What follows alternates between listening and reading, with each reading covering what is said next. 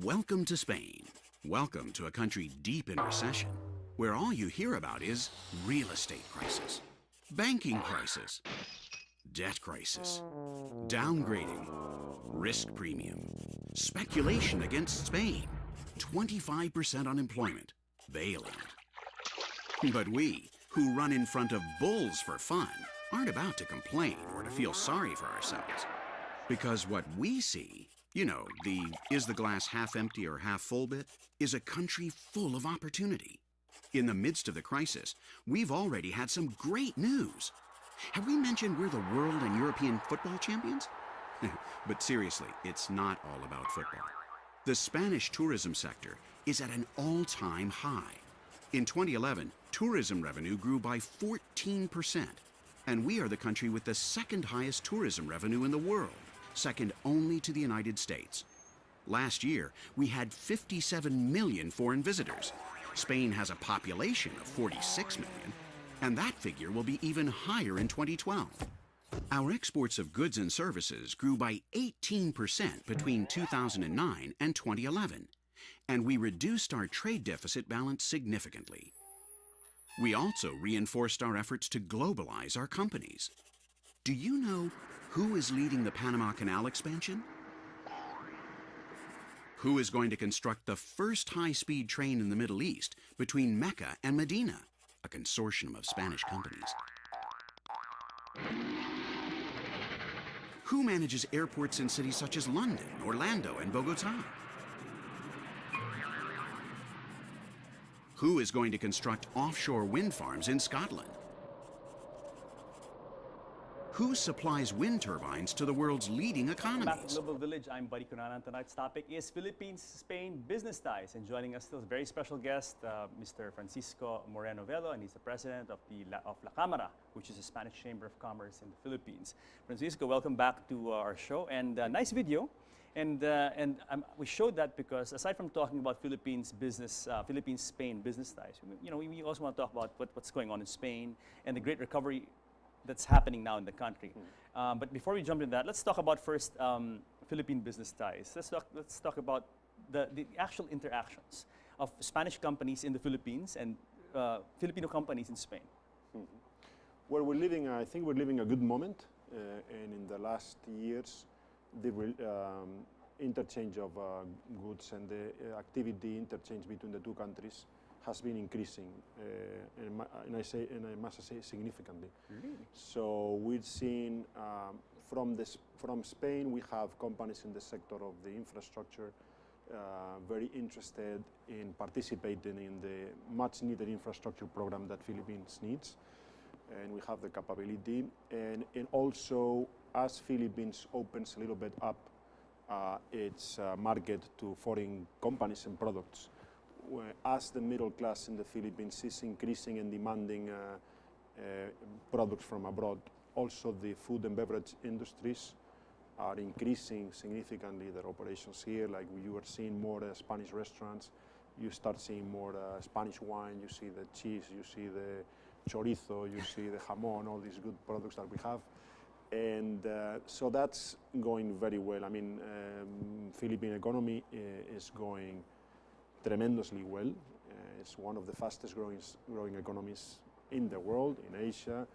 The middle class is expanding, and the population is growing. So, and because of our cultural ties and all the things we have in common, Spanish products have a very good entry here in the Philippine market. So that's expanding, and that's going very well. And but in the other hand, because we have many of the Filipino companies in the Filipino business, they've been very focused in the Philippines, because this was such a good market and it was growing. But now many companies want to diversify, and and so we're starting to see companies investing in Spain in real estate, and we're seeing individuals and companies investing there, diversifying their assets there, and also we see other companies that have become big in the Philippines that want to do their business in Spain, even franchise in the restaurant sector, And so, yeah, we're looking good. I mean, things are going very, very well.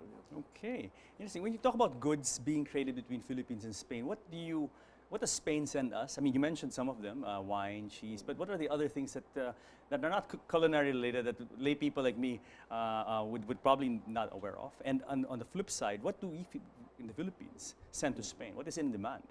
Yeah. I mean, I think there's a big opportunity, and we're starting to see a lot of interest now, like raw materials, like bamboo, cocoa. Some products that in Spain, even some products that in Spain might be exotic, some fruits, some that, and that, you know, at the end, the globalization, what it does is, when I was little, in Spain, we used to eat apples and oranges. You had apples, oranges, and pears. Now you go to the supermarket and you see products from everywhere. So you have, for sure, you have opportunities in like mango, all this exotic, what used to be exotic and maybe it's not exotic anymore, right? And the other side from Spain, I think you have many opportunities in many sectors, but I think there's a huge opportunity still in all our food and beverage industry. I think that's still, you don't see, unfortunately, you still don't see in the Philippines, like in other big cities in the world, as many Spanish products as we would like. And in the future, for sure, you will see more Spanish products in the supermarket. Yes. You go to New York, you go to Mexico City, you go to Dubai, and you see in the supermarkets. Anything you can find in Spain, you find in these cities, no? Yes, and still in the Philippines, you don't see as many products, but that's changing. That will increase significantly. Yeah. There are some specialty shops here that I'm very surprised. One of them is my favorite. I'll say it on air. It's Terry's. Yeah. They have one here in Pasong Tomo Extension, and when I go in, it's like going into a Spanish grocer. Yes. They have all the all the little things from Spain that are wonderful. We have very good and very popular Spanish restaurants here in Manila. Yes. And they have the little grocery also. And when you go there, you always bump into some Spanish friend. Let's talk about the big players. Who are the big Spanish companies? Which are the big Spanish companies invested in the Philippines or looking at the Philippines? And then vice versa. Philippine companies who are currently or looking at getting involved in Spain. Let's see if I don't miss anybody. We have for sure OHL, our company, the company I represent as a director, established here in the Philippines. We have Acciona. It's another Spanish, our competitor, another Spanish construction group, important construction group here, coming here frequently and participating in some of these infrastructures. We have with Indra. Is another of our sponsors. Indra is here working in the technology related to highways. We see in the food and beverage industry, we have, for instance, Pascual is a big group, and they make yogurts. Okay. And they started here recently, and now they've been very successful bringing yogurts and even thinking of expanding their business. So those are few examples of the big companies that are established here. Vice versa, well, you mentioned the ties. There are important ties between the San Miguel, important companies here, like Ayala is a company that traditionally have invested in real estate in Spain. We know about San Miguel, their ties with the Spanish San Miguel. There's two. Originally a Philippine company. Correct. San Miguel, Spain, originally. This is what I tell them in Spain. They don't believe me. I say, no, the San Miguel is Filipino. It's not Spanish. Has a very Spanish name, though. Yeah. But it's actually it is a Filipino. Correct. Philippine company. People in Spain, they say, no, how are you going to tell me that the beer that I've drunk forever is Filipino? It started in the Philippines. So, but now maybe the most important investor in Spain is family Andrew Tang, the businessman Andrew Tang, who bought recently a skyscraper in Madrid, one of the most biggest skyscrapers. That it was OHL, a company that I represent, who built it. So it's a state-of-the-art skyscraper, and also is investing in real estate. in Madrid. We'd also seen in some restaurants opening up, Filipino restaurants opening up in Madrid. And I heard in Barcelona you will have also a Filipino restaurant. Very good, bravo. Está bien. All this increase in business and trade points also a lot to the improvement of the Spanish economy. As we all know, it went through a period of very, very serious hardship when the crisis hit in about 2008, 2009, and then a recovery period. And amazing because this year, the Spanish economy is forecast to be the best performing economy in the entire Eurozone. Bravo. I mean, how do you account for that? I mean, this amazing recovery of the Spanish government, the Spanish people. Well, it was an effort. It was an effort, collective effort at the end, and there was we've increased our productivity. The Spanish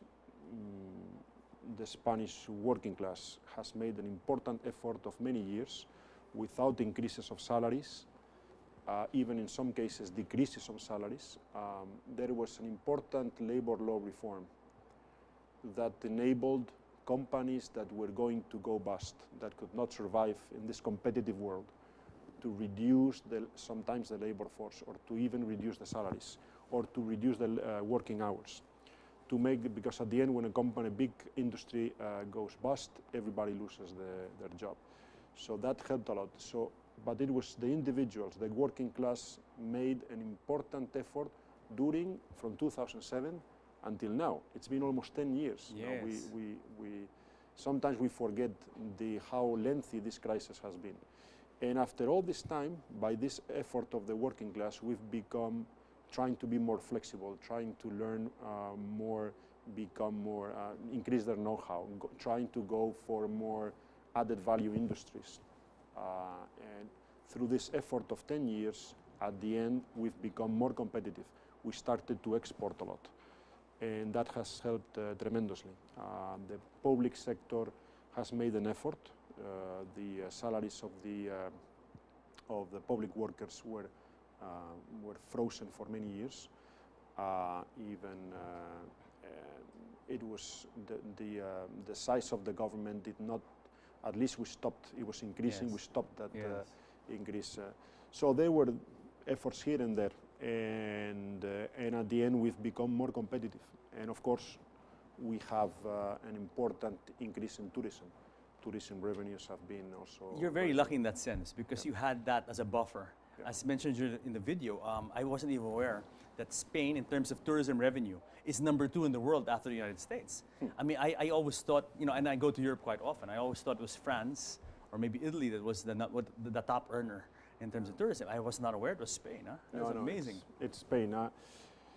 When we were in the worst of the crisis in Europe, I talked to many international friends that I have, and they were saying, well, what's happening in Spain and what's going to happen to Spain? Is it going to be like Greece? I said, no, Spain will never be like Greece, and I love Greece, don't get me wrong, but we have some advantages compared to Greece. First of all, we represent the Spanish community. We are a country that has the historical, is where the Spain as a concept started, and we have incredible ties, not with all Latin American countries, and also even with the Philippines. Many friends in Latin America. I lived there in many years. They feel they call it the mother country, of course, la madre patria, and they want to go there and they want to have. So that's a big ties. So Spain is not a country. It represents more than just a country, than just Spain. First of all. Secondly, we have the tourism. Now, we are a country of 45 million people, and we are receiving this year more than 70 million. Maybe it reaches 80 million people coming to Spain. It's amazing. Why they come to Spain? They come to Spain because as the Filipinos, we are very welcoming people. We're very happy people, and we welcome everybody. Secondly, because we have the weather. You go to North Europe, it's a disaster. It's always snowing, it's always raining. I mean, you might be on vacation, but if you go there in the winter, it's going to be kind of sad. But when you go to Spain, even if you go into winter, it's sunny. So the climate is good. And we have a lot of sea, plenty of beaches all around Spain. Then we have the food. So people love the Spanish. We have and then it's very different from many regions. Yes, yes. So, and finally, we're a very safe place.